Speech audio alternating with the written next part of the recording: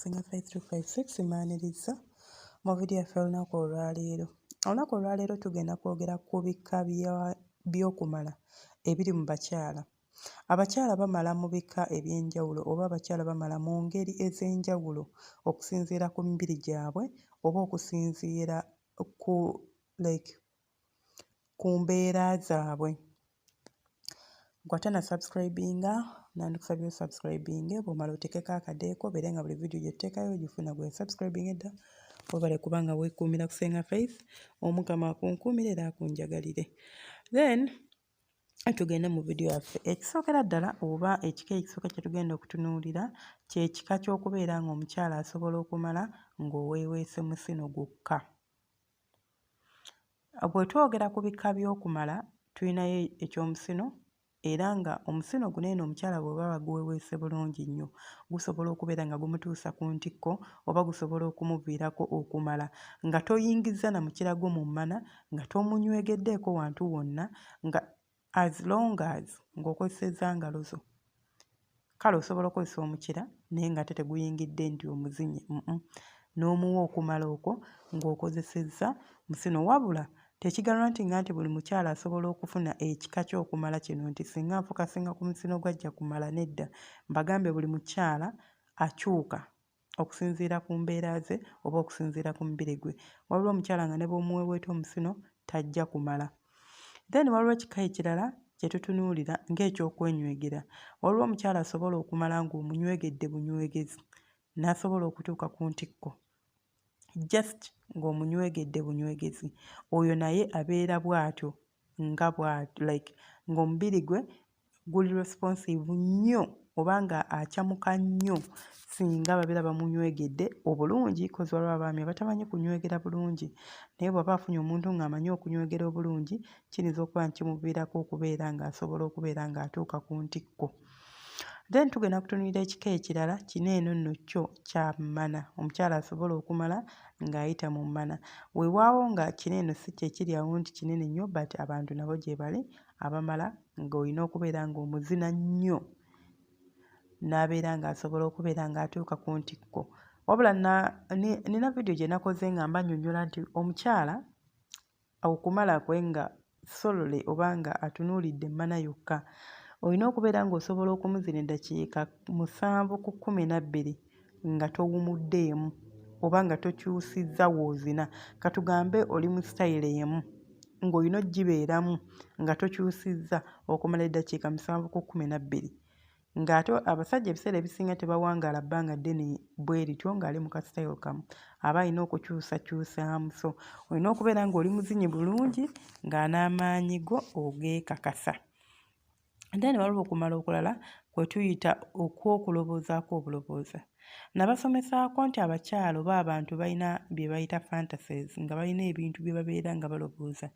Era ne mbasomesa nti waliwo abantu abakyala nga ne bw'oba omuweeweese tasobola kurespondinga until ng'omaze okumutrigalinga obwongo oba okubeera ng'omuyimisa mu bwongo n'abeera nga asobola okubeera nga ayima bulungi nnyo. So omuntu w'ekikula bwe kityo asobola okutuula ewantu n'atandika okukuba obufaananyi mukwano n'atuuka ku ntikko n'amala bulungi nnyo nga tomuzinye nga tomukutteeko ng'aloboozezza bulobooza n'akuba obufaananyi ng'ali mu mbeera eyo n'abeera ng'asobola okubeera ng'atuuka ku ntikko. So abo nabo gye bali. Then waliwo ekika ekirala kye tutunuulira kye tuyita ekya ennywanto. Sebbeere but ennywanto. Nasomesaako mu vidiyo zange enkadde nga mbabuulira engeri gy'osobola okutuusa omukyala ku ntikko ng'oweeweese ennywanto yokka oba ng'omunuunya ebbeere. So kino nakyo ekika ky'okumala weekiri nti omukyala asobola okubeera ng'atuuka ku ntikko naye nga atunuulidde ennywanto oba ng'oweeweese ennywanto mu ngeri ez'enjawulo. Ennywanto eyo tusobola okugiweeweeta nga tuyisa ekigalo kyaffe ekisajja ku nnywanto nga tuyisaako ng'abatakulako mpola mpola. Then osobola okugikuba ng'azannya buno obuntu bwe tukuba abaana bakayita azuukuka n'okwata olugalo lwo olwa wakati oba olugalo lwo oluddirira ekyala kisajja n'oluzinga then n'okuba ekyo. Oba osobola okubeera nga anyoola ennywanto ye mpola mpola ng'ogizannyisa kiyinza okumuviirako okubeera ng'atuuka ku ntikko, era ekyo kika kyakumala nakyo kiri awo. Then waliwo okumala kwe bayita blended oba kubayita nti ekika ekyo omukyala okumala alina okubeera nga agasse obwagazi bwe. Olina okubeera ng'omuzinye ng'ate bw'okwasaganya ekitundu ekirala ekimu ku bimukyamula ku mubiri gwe, okubeera ng'osobola okumutuusa ku ntikko. Nga bw'oba ofokasinze nti ofokasinze just ku kumuzina kwokka, kiyinza okubeerera ekizibu okubeera ng'omutuusa ku ntikko. So niyinza okubeera nga nina kye simenye gwe ng'okimanyi, osobola nawe okitera mu comment section n'ongamba Senga waliwo abakyala abamala nga ye olina kubeera ng'okwasaganyiza wano na wano. Kuba nabagamba wano tweyigiriza onsomesa ng'ate nange bwe nkusomesa, then osobola okubeera nga naawe okituteerawo n'ongamba kino oba kiri, n'embeera nga nange nkuyigirako ate nga ne bano bakuyigirako.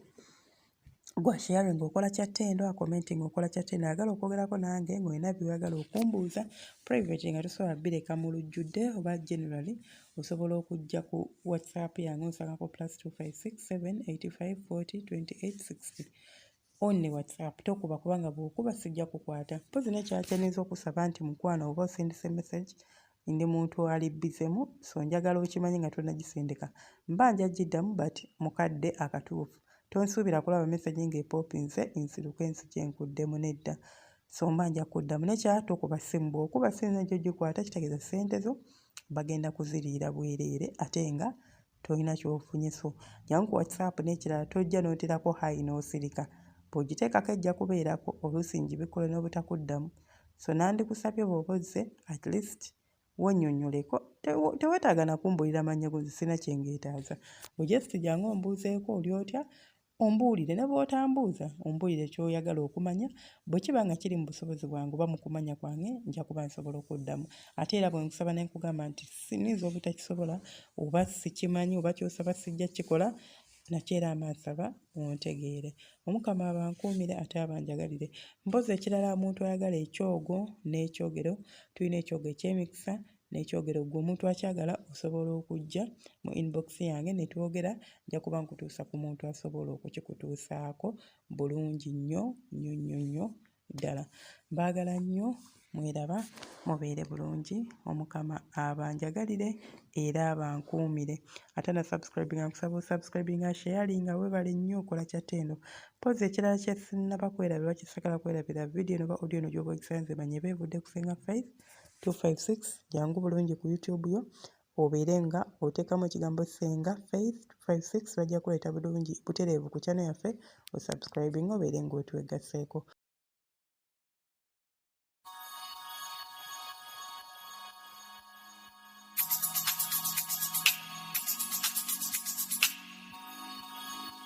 Yeah.